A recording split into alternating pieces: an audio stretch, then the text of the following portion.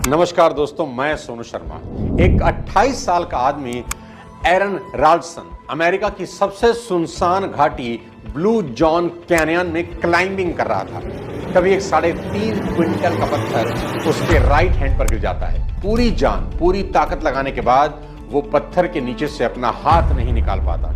एरन चीखते रहे, चिल्लाते रहे, हाथ को पत्थर के नीचे से निकालने की नाकाम कोशिश करते रहे, पर कुछ हासिल नहीं हुआ और ऐसा करते करते 126 घंटे बीत गए। अब जब उनके पास खाना और पानी सब खत्म हो गया, मौत सर पर आकर खड़ी हो गई, तब एरन ने एक बार फिर से उस पत्थर को देखा, पर इस बार उनकी नजर पत्थर पर नहीं बल्कि अपने राइट हैंड पर गई। उन्हें एहसास हुआ कि उन्हें पत्थर ने नहीं बल्कि उन्हें उनके अपने हाथ ने रोक रखा। और फिर उस लम्हे में एरन ने एक बड़ा ही अजीब फैसला किया। वो अपने बैग से पॉकेट नाइफ निकालते हैं और 1 घंटे तक दर्द और तकलीफ की इंतहा सहकर अपने हाथ को काट कर अलग करके उस पत्थर की कैद से आजाद हो जाते हैं।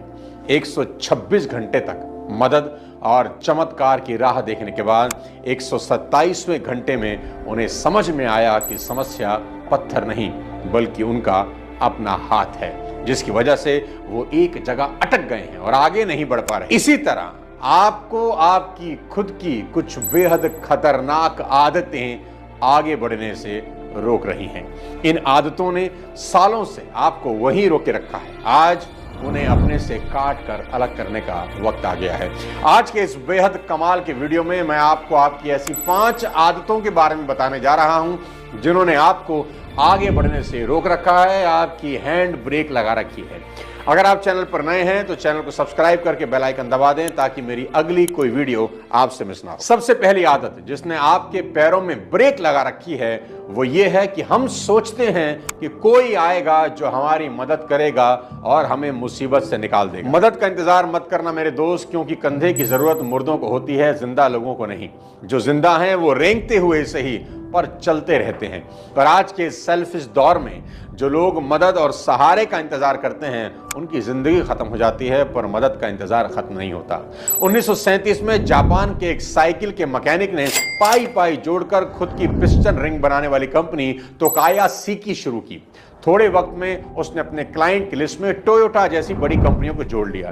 कुछ ही सालों में वो 2 बड़ी फैक्ट्री का मालिक बन गया। और सेकेंड वर्ल्ड वॉर में जापान पर जब अमेरिका ने बम गिराया तो उसकी एक फैक्ट्री पूरी तरह तबाह हो गई।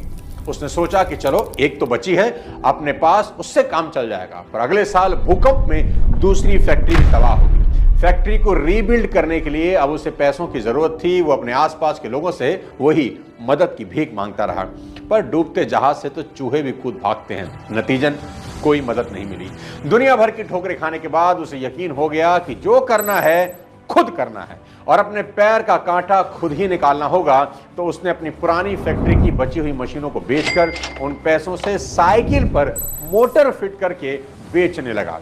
थोड़ा बहुत मुनाफा हुआ। धीरे धीरे उसने इस छोटे से काम को मोटरसाइकिल बनाने की फैक्ट्री में कन्वर्ट कर दिया।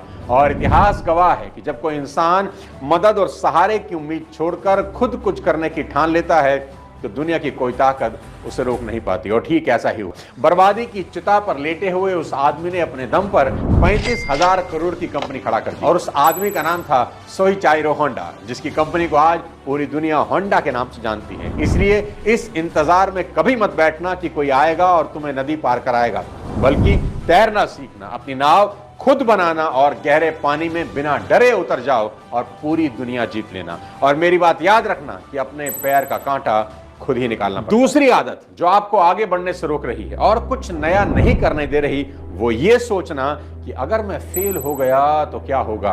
मैं आपको बता दूं, कुछ नहीं होगा। इसलिए उठो और आगे बढ़ो। दुनिया के सारे नाकाम लोगों की नाकामी की सबसे बड़ी वजह यह है कि वो कामयाबी की गारंटी तलाशते रहते हैं। वो एक ऐसी नौकरी, एक ऐसा काम करना चाहते हैं जिसमें सफलता की 100% गारंटी हो, जबकि हर सफलता की इमारत की बुनियाद असफलता ही होती है। जिस तरह क्रिकेट की दुनिया में सचिन तेंदुलकर को महानतम माना जाता है, कुछ उसी तरह का रुतबा बास्केटबॉल में माइकल जॉर्डन का है।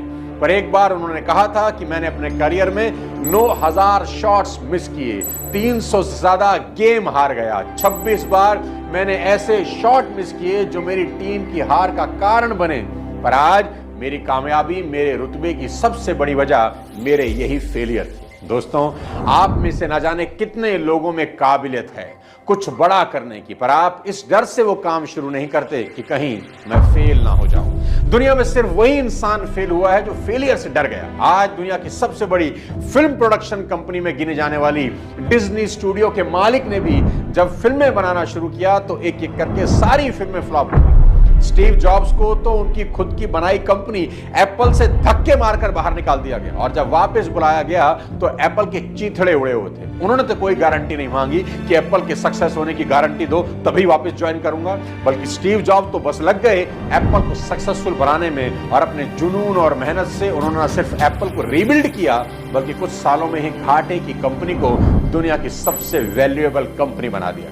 इसलिए साथियों, कभी फेल होने का सोचकर अपने कदम पीछे मत खींचना, क्योंकि फेलियर ही दुनिया का सबसे महंगा लेकिन सबसे जरूरी सबक होता है। इसलिए डरो मत, बस कर जाओ, क्योंकि इंसान कभी हारता नहीं, या तो जीतता है या फिर सीखता है। तीसरी गलत मेंटेलिटी जो इंसान को आगे बढ़ने से रोकती है, उसका यह सोचना कि मुझसे हो नहीं पाएगा, मेरे में कहां इतनी कैपेबिलिटी है। दोस्तों, दुनिया का उसूल और रिवाज यही है कि यह सबकी काबिलियत पर सवाल उठाती है। ऐसा कोई कामयाब इंसान नहीं हुआ जिसे पेट से निकलते ही कामयाब लोगों में गिना जाने लगा हो। याद रहे कि कामयाब लोग अस्पतालों में पैदा नहीं होते।